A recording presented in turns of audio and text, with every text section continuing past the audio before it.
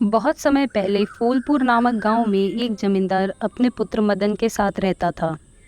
कुछ वर्ष पहले ही उसकी बीवी की मृत्यु हो गई थी। मदन आयु में काफ़ी छोटा था। उसकी परवरिश की वजह से जमींदार ने एक और शादी कर ली। लेकिन मदन की सौतेली माँ उससे पहले से ही नफरत करती थी। लेकिन जमींदार अपने पुत्र से बहुत मोह करते थे।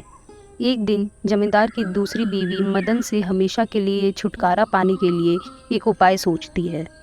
वहाँ से बहुत दूर ठनकपुर नाम का एक गांव था, जहाँ सब राक्षस रहा करते थे। जमींदार की दूसरी पत्नी इस बात से भली भांति परिचित थी कि वहाँ जो भी इंसान गया है वो आज तक वापस नहीं आया। राक्षस उसे अपना खाना बना लेते हैं, इसलिए वह अपने सौतेले बेटे को वहाँ भेजने का उपाय सोचती है। धीरे धीरे जमींदार अपनी दूसरी बीवी से बहुत प्यार करने लग जाते हैं और उसकी हर बात का भरोसा भी कर लेते हैं। पर मदन बहुत भोला था। वह अपने पिता का बहुत आदर करता था और वह अपने पिता की किसी भी बात को नहीं टालता था। एक दिन जमींदार की बीवी पेट दर्द का झूठा नाटक करती है। बहुत दर्द हो रहा है पेट में, किसी वैद्य को बुलाइए। लगता है दर्द से जान ही निकल जाएगी। जमींदार वैद्य को बुलाकर उपचार कराते हैं, मगर वह यही बोलती है, अभी भी ठीक नहीं हुआ। कितना दर्द हो रहा है, कुछ कीजिए। उसके बाद एक एक करके कई वैद्य बुलाए जाते हैं, लेकिन वह यही कहती है कि ठीक नहीं हुआ। अगले दिन सुबह वह जमींदार से कहती है, मुझे यह दर्द जब पहले होता था तो मेरी माँ ठनकपुर गांव के वैद्य के पास से नींबू और वहाँ के नदी का पानी पिलाती थी, जिससे दर्द ठीक हो जाता था।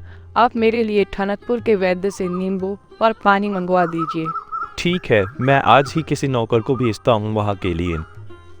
तभी वह बोलती है, आप मदन को भेज दीजिए। मैं वहाँ के वैद्य के लिए एक पत्र भेज देती हूँ। वो मदन को नींबू और पानी दे देंगे। जमींदार उसकी बात मान जाता है और मदन को वहाँ के लिए भेज देता है। मदन के जाने से पहले वह उसे एक चिट्ठी देती है और कहती है, यह वैद्य जी को दे देना और इसे खोलकर मत देखना। मदन कहता है ठीक है, और वह ठनकपुर के लिए चल देता है। चलते चलते रास्ते में मदन को एक कुटी दिखता है। मदन वहीं जाकर मुनि से कहता है, मुनिवर, क्या मैं आज आपकी कुटी में विश्राम कर सकता हूँ? मुनि उसे अपनी कुटी में शरण दे देते हैं और उससे पूछते हैं। बेटा, तुम कहाँ जा रहे हो? तब वह पूरी बात मुनि को बताता है। मुनि बोलते हैं, बेटा, तुम बहुत भोले हो। तुम्हारी माँ तुम्हें राक्षसी गांव में भेज रही है, जहाँ से तुम कभी वापस नहीं आओगे। वह तुम्हें मारना चाहती है। और मुनि वह उसे पत्र दिखाते हैं जिसमें लिखा था, ये लड़का आप सभी के लिए भोजन है, इसे ग्रहण करें। मदन घबराते हुए कहता है, मैं अपने पिता की बात नहीं टाल सकता। मुझे उस गांव जाकर नींबू और पानी लाना ही होगा, और मुझे अपनी सौतेली माँ की सच्चाई भी सबके सामने लानी है। आप कृपया मेरी मदद करें, मुझे कुछ उपाय बताएं। मदन का साहस देखकर ऋषि बहुत खुश होते हैं और वह उसकी मदद के लिए उपाय सोचते हैं।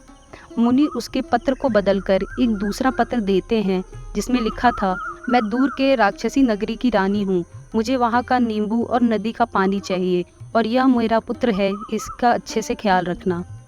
इसके बाद मुनि उसे एक कोट पहनने को देते हैं और बताते हैं, जब तुम वहाँ जाओगे तो राक्षस तुम्हारी परीक्षा लेंगे।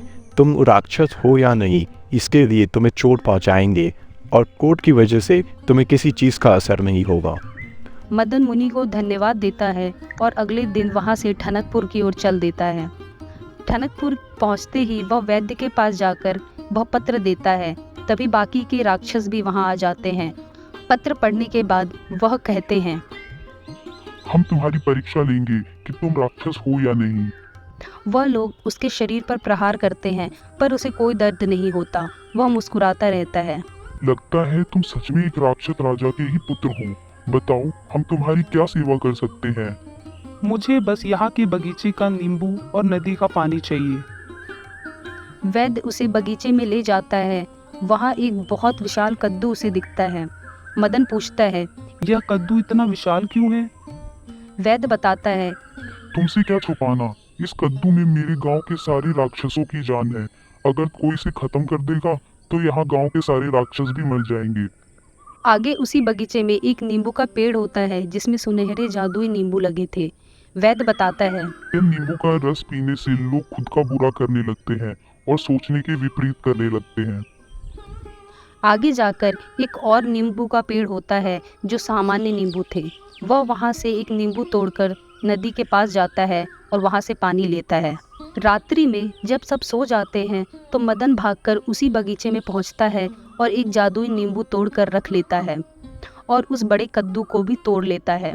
तभी वैद्य जग जाता है और उसके राक्षसों के साथ भागता हुआ बगीचे की तरफ आता है।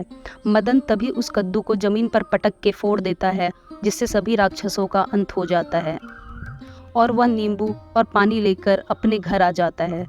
जब वह घर पहुंचता है तो यह देखकर उसकी सौतेली माँ बहुत आश्चर्यचकित होती है। वो मन में सोचती है, ये कैसे बच गया? लगता है रास्ते से ही भाग आया है। अब इसे मरने का कोई और तरीका ढूंढना होगा। मदन उसे वही जादुई नींबू का रस पानी में डालकर पिला देता है। उसके पीते ही वह पागल हो जाती है और सब सच सच जमींदार को बताने लग जाती है। मैं तेरे बेटे को मारना चाहती हूँ। मैं इससे नफरत करती हूँ, इसलिए मैंने इसे राक्षसों के गांव भेजा था। पता नहीं यह कैसे वापस आ गया। फिर मदन अपने पिता को पूरी घटना के बारे में बताता है। जमींदार उस औरत को घर से बाहर निकाल देते हैं और अपने बेटे के साहस से गौरवान्वित होते हैं।